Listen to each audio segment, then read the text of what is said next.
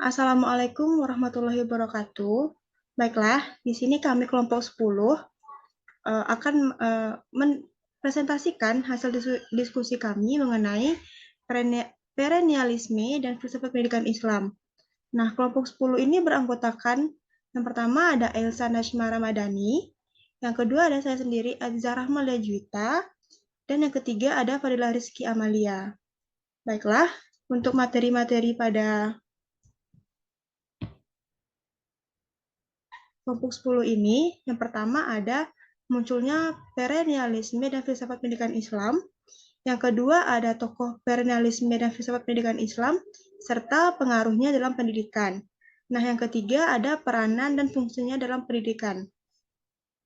Untuk materi pertama mengenai munculnya perennialisme dan filsafat pendidikan akan dibacakan oleh Ailsa. Kepada Ailsa dipersilahkan. Baik, terima kasih moderator. Di sini saya akan menjelaskan mengenai munculnya perennialisme dan filsafat pendidikan Islam. Yang pertama, munculnya perennialisme. Perennialisme berasal dari kata perennial yang diartikan sebagai kekal, abadi, atau tidak bisa berubah. Aliran perennialisme ini sudah ada sejak abad ke-20, yang lahir dari reaksi pendidikan progresivisme. Aliran ini menekankan tentang suatu perubahan ataupun suatu yang baru. Aliran menekankan bahwa kebenaran bersifat absolut, universal, yang tidak terikat pada ruang dan waktu. Aliran ini berasal dari pemikiran-pemikiran orang Barat yang terus mencari jawaban akibat kekacauan, kebingungan, ketidakadilan yang berpotensi menghilangkan jati diri individu. Perennialisme mengembangkan kekuatan pemikiran, menginternalisasi kebenaran yang universal dan konstan, dan untuk memastikan bahwa siswa memperoleh pemahaman tentang ide-ide hebat peradaban. Lanjut, moderator. Selanjutnya, munculnya filsafat pendidikan Islam. Dari segi pandangan Islam, filsafat bertugas pokok mencari hakikat dari segala sesuatu. Dan dari hakikat itulah timbul pemikiran teori yang pada gilirannya menimbulkan pemikiran tentang strategi dan taktik atau operasionalisasi kependidikan Islam. Munculnya filsafat pendidikan Islam adalah dikarenakan banyaknya persoalan dan perubahan yang ada dalam dunia pendidikan. Bahasan dari filsafat pendidikan Islam ini tidak hanya bertumpu pada ruang lingkup kehidupan umat Islam saja, di mana agama yang menjadi sumber informasi untuk berpikir dan menganalisis menjadi faktor terbesar munculnya filsafat pendidikan Islam ini. Sekian yang dapat saya sampaikan, saya kembalikan kepada moderator. Baiklah, terima kasih kepada Elsa. Selanjutnya materi kedua mengenai tokoh dan pengaruhnya dalam pendidikan akan dibacakan oleh Fadila Rizky Amalia. Kepada Fadila Rizky dipersilahkan.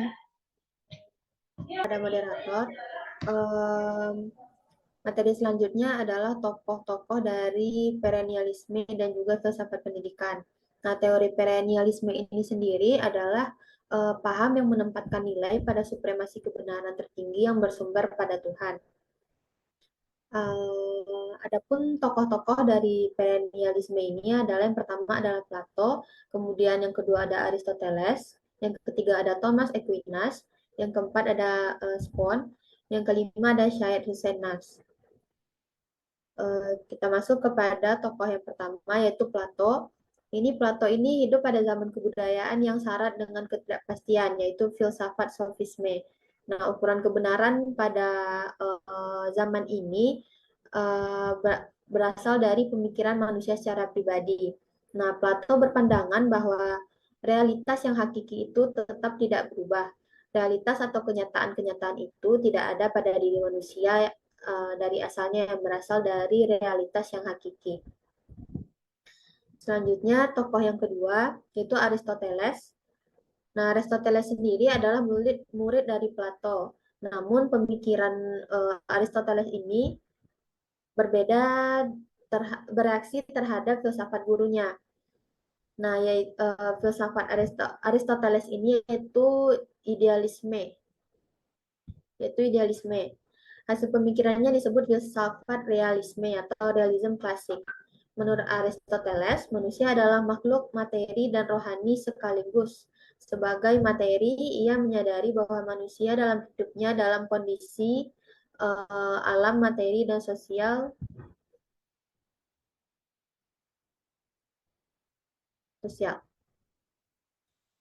Baik, itu tokoh yang ketiga, yaitu ada Thomas Aquinas. Nah, Thomas Aquinas ini berpendapat bahwa tujuan pendidikan sebagai suatu untuk realisasi kapasitas dalam tiap individu manusia ini sehingga menjadi aktualitas. Output yang diharapkan menurut perennialisme ini adalah manusia mampu mengenal dan mengembangkan karya-karya yang menjadi landasan pengembangan disiplin mental. Tokoh yang keempat adalah Spon. Dia berpendapat bahwa metafisika keagamaan atau filsafat perennial tidak terpisah sama sekali dari tradisi dan transmisi dari rantai tradisional termasuk dalam realisasi spiritual. Filsafat perennial ini memahami agama dalam realitasnya yang paling transenden atau metafisika yang bersifat transenden historis, bukan hanya agama dalam kenyataan faktual saja. Tokoh yang kelima adalah Syed Hossein Nasr.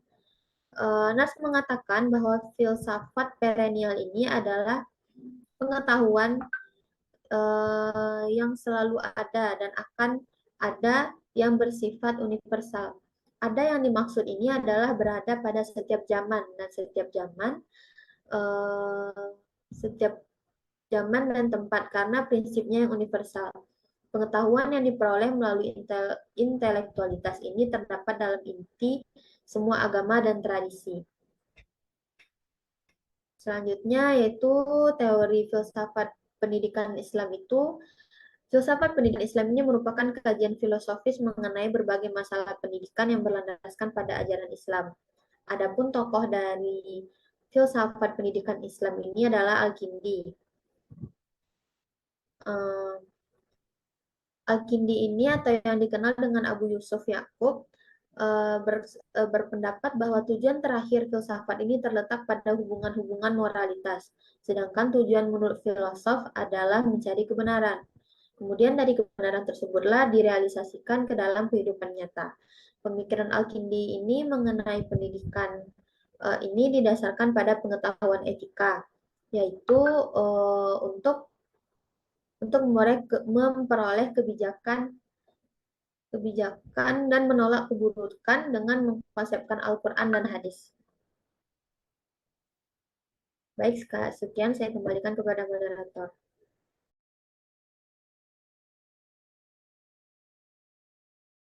Baik, terima kasih kepada Fadila Rizky Amalia. Selanjutnya materi ketiga mengenai peranan dan fungsinya dalam pendidikan akan saya bacakan sendiri. Yang pertama itu peranan perennialisme. Nah, tujuan perennialisme dalam pendidikan adalah untuk mengembangkan kekuatan pemikiran, menginternalisasi kebenaran yang universal dan konstan, dan untuk memastikan bahwa siswa memperoleh pemahaman tentang ide-ide hebat peradaban Barat. Yang kedua, meningkatkan kemampuan berpikir kritis yang dapat digunakan untuk mengkaji, memanfaatkan pengetahuan kesejarahan, keterampilan sejarah, serta nilai peristiwa sejarah itu sendiri dalam membina kehidupan. Nah, yang ketiga, keterampilan sejarah digunakan siswa untuk memilah informasi yang didapat dan menentukan keaslian sumber maupun informasi yang didapatkan. Nah, sedangkan untuk filsafat pendidikan Islam, yang pertama, membantu para perancang dan pelaksana pendidikan dalam membentuk pemikiran yang benar terhadap proses pendidikan. Yang kedua, memberi dasar bagi pengkajian pendidikan secara umum dan khusus.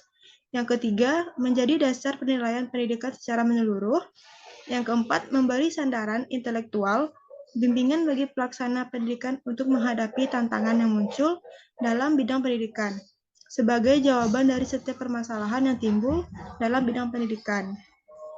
Nah, yang terakhir, memberikan pendalaman pemikiran tentang pendidikan dan hubungannya dengan faktor-faktor spiritual, kebudayaan, sosial, ekonomi, politik, dan berbagai kehidupan lainnya. Baik, cukup sekian presentasi dari kelompok 10. Terima kasih. Assalamualaikum warahmatullahi wabarakatuh.